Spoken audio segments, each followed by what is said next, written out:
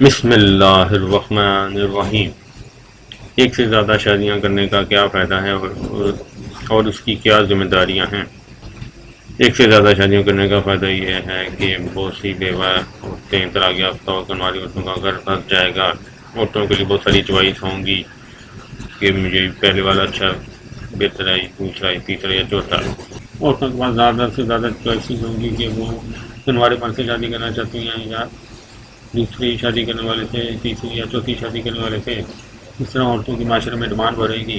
ایک سے زیادہ شادی کرنے سے زنا معاشرے میں کم ہوتا ہے۔ ایک سے زیادہ شادی کرنے سے فیملی سسٹم مضبوط ہوتا ہے۔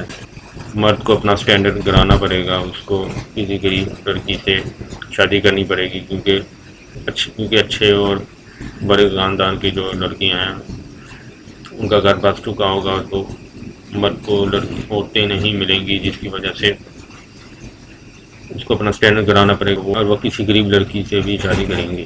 ایک سے زیادہ شادیوں میں مرد پر ذمہ داریاں بھی عائد ہوتی ہیں، وہ یہ کہ وہ بیویوں کے درمیان عدل کرے اور کسی ایک بیوی کو لٹکا کر نہ چھوڑے، اپنی طرف سے پوری کوشش کرے۔ اللہ تعالیٰ مدد کرے گا۔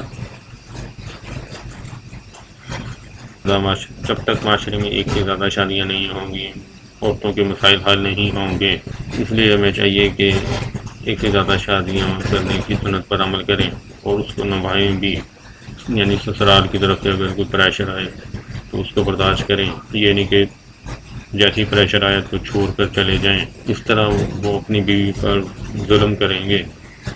اگر ایسا آپ ایک سے زیادہ شادیاں نہیں افورڈ کر سکتے تو پھر ایک ہی شادی کر لیں۔ اللہ تعالیٰ میں سمجھنے اور عمل کی توفیق عطا کرے، آمین۔